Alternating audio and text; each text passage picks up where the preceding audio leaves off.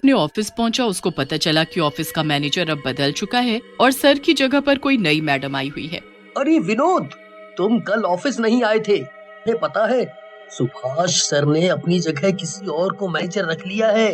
किसी और को मतलब? कौन है हमारा नया मैनेजर? और अचानक सुभाष सर को क्या हुआ जो वो किसी और को मैनेजर बनाकर चले गए? अब हमारी नई मैनेजर है एक लड़की जो किसी और शहर से आई है और उसके काम करने का तरीका बहुत अलग है। वो एक इंसान को नाइट शिफ्ट में रखती है और बाकी सबकी छुट्टी कर देती है।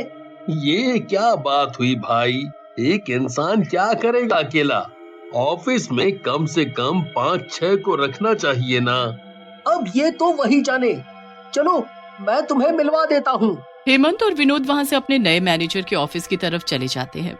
जा, अंदर ही बैठी है हमारी मैडम, तू भी हेलो बोल दे, तुझे भी पहचान जाएंगी तो शायद नाइट शिफ्ट ना करनी पड़े।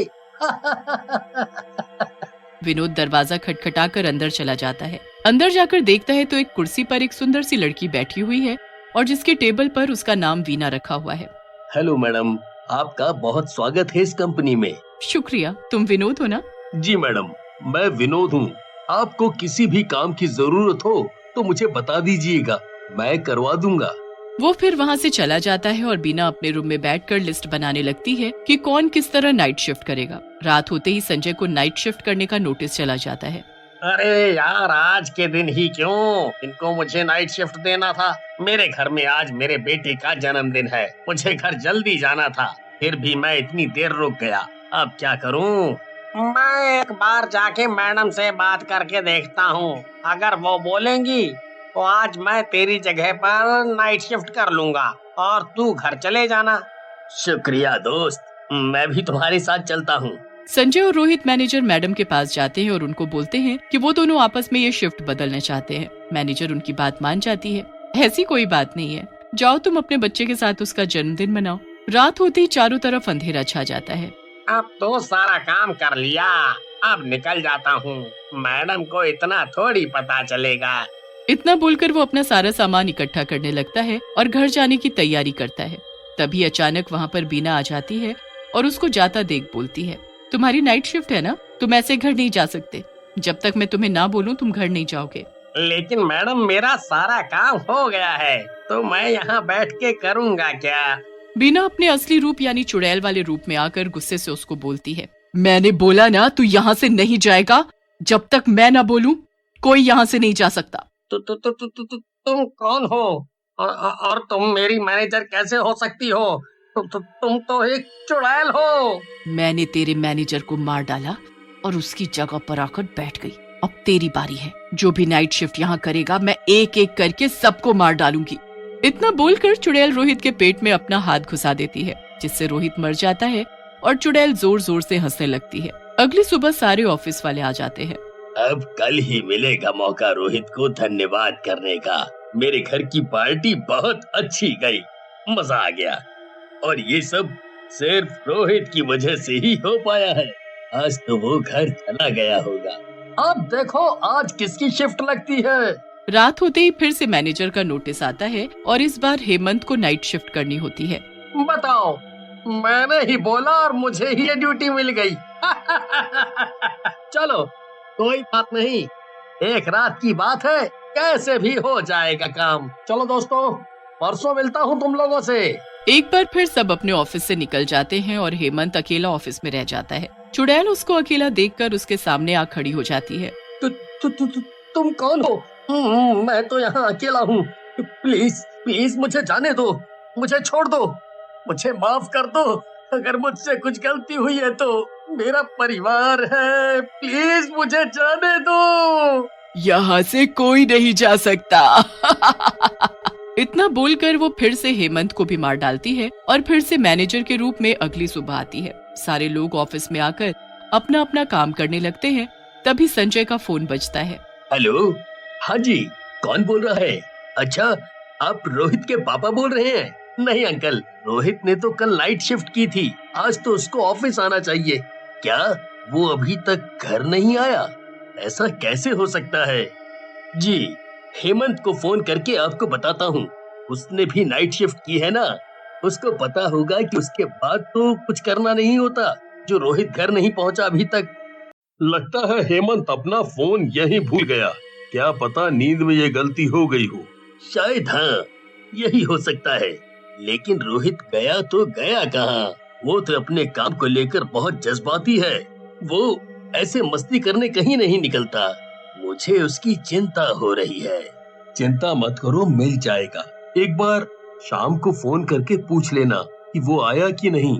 क्या पता कहीं सो गया हो। हाँ, हो सकता है।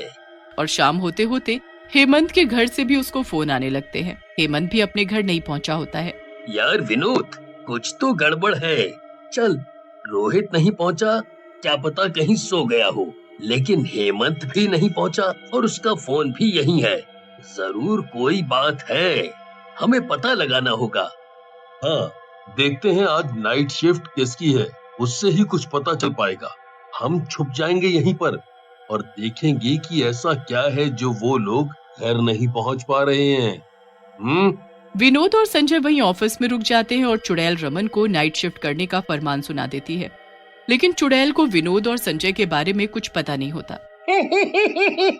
इतना सारा काम, लगता है एक रात से ज्यादा ही लगेगा काम करने में।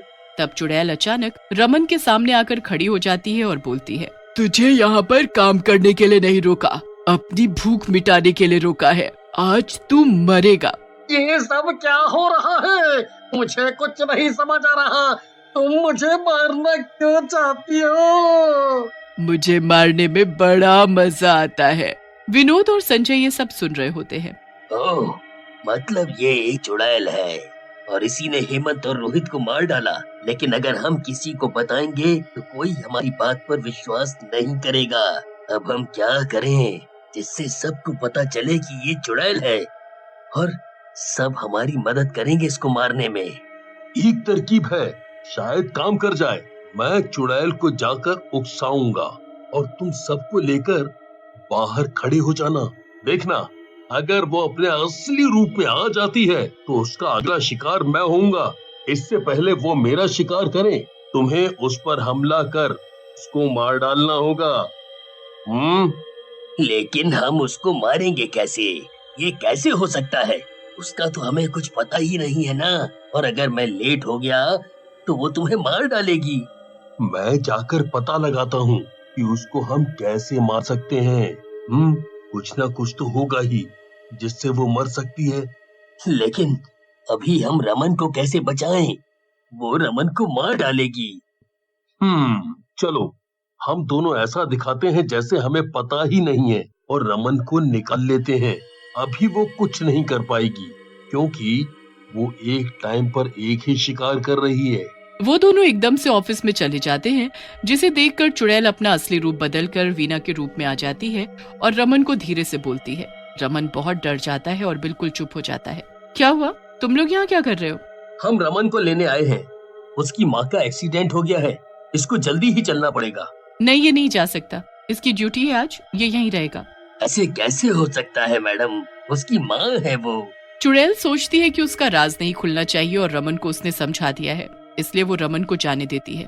अगली सुबह रमन को वो सारी बात बता देते हैं और रमन भी अपने परिवार को बचाना चाहता है तो वो मान जाता है। फिर सारे के सारे इस कोशिश में लग जाते हैं कि वो चुड़ैल मर जाए। मैम, क्या मैं अंदर आ सकता हूँ?